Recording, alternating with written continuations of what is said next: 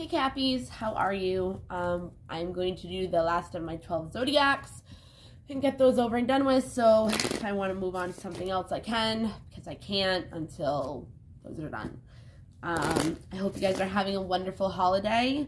If it's stressful, I'm sorry. Unfortunately, Christmas has become that in society, and it sucks because that's not what it's about. But definitely not about presents either. But anyways, let's get going. See how you're doing. Sorry. Okay, let's go. Cappies. What's going on with Capricorn? Okay. So you grew into this state of better clarity with what it is that you want in life, and what it is you want to attract into your life.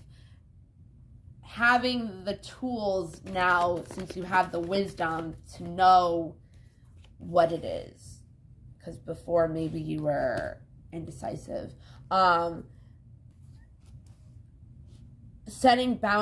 I think you've been focusing a lot on yourself and setting boundaries with people and things that have not been serving you, that have kept you out of balance, Your perspective on things has changed. The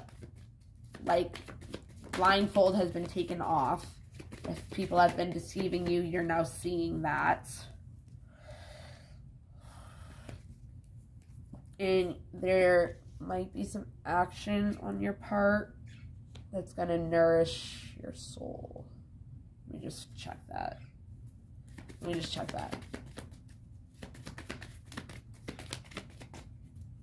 Because it could be you put boundaries around an action, or an action somebody was doing to nourish your mind. Yeah. There could have been something that you want to put into action, but you really want to nourish it first before you put action into it, because you have faith that it's already going to work out, and you're very grateful for whatever it is. And you've had to do a lot of work on yourself, a lot of self-reflection, a lot of seeing why your world is the way it is and who is affecting it. Self-love. You have gratitude and self-love right next to each other. It's awesome. And faith.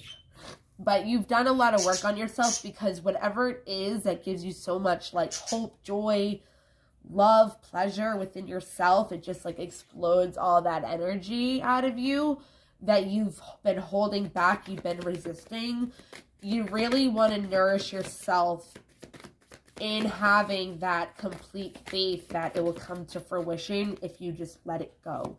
You're in a stagnant energy right now, but that's why, that's where the realization of this decision of action has come together with. I feel like whatever it is, you're really grateful for this situation, because it helped you out of your fear-based mind more, not completely, and brought you into your power a lot more. And the void of stagnancy, of the indecision of what it was, even though you knew all the time, all along, out of because it has, where was it? The void into the realization of the fear that brought you into your power was because of the resistance of letting yourself have the what it was that gave you hope, joy, love, new beginnings. You were resisting that, holding it back from whatever it was, or giving it to somebody else, or giving it to anything. It could have been yourself. You released that darkness, that regret, guilt, anxieties about it, because you came into self-love And that's when the void happens. That's when it holds us back from making a decision in power, in action, and putting boundaries up around ourselves in order to grow, in order to come into balance, in order to figure out and be patient with yourself and just trust in the universe to take over and do what it's got to do. Making space for it. Come on.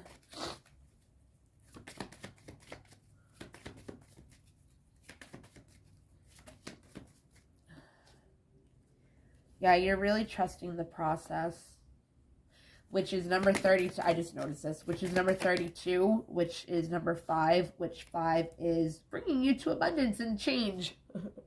No, but 5 is a big change coming.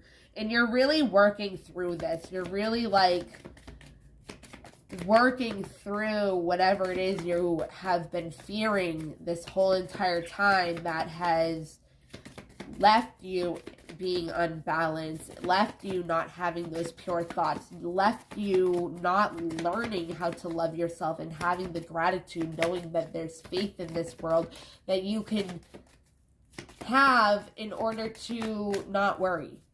That's where that release from the darkness came, knowing that there is going to be a new beginning, but you're being patient.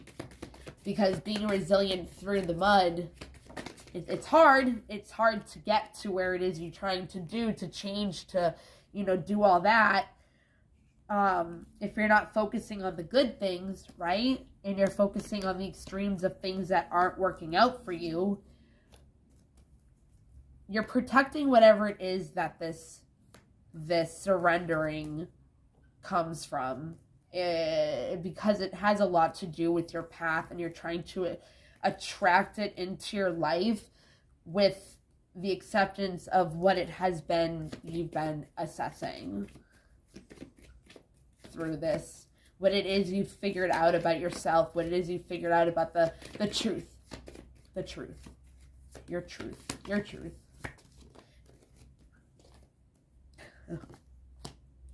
You've been able to, you realized a lot about through this, you've realized through this, the assessing, that you've been creating some kind of halt in the situation. It's like you're doing the resilience of the work trying to get through water. That's a brook. That's a huge tide or something that's coming down. It's really hard.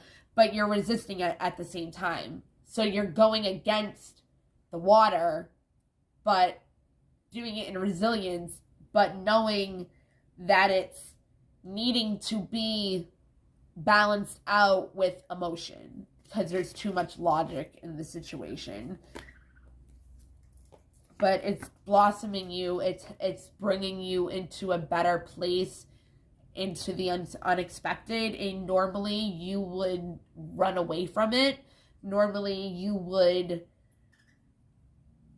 not think you're worthy enough for what it is you want at the end of the day. But because of the focusing on yourself and going within and knowing what it is that brings you pleasure, that you've been resisting, has brought you gratitude and into self-love through the void of realization, of fear, and what holds you back from your power.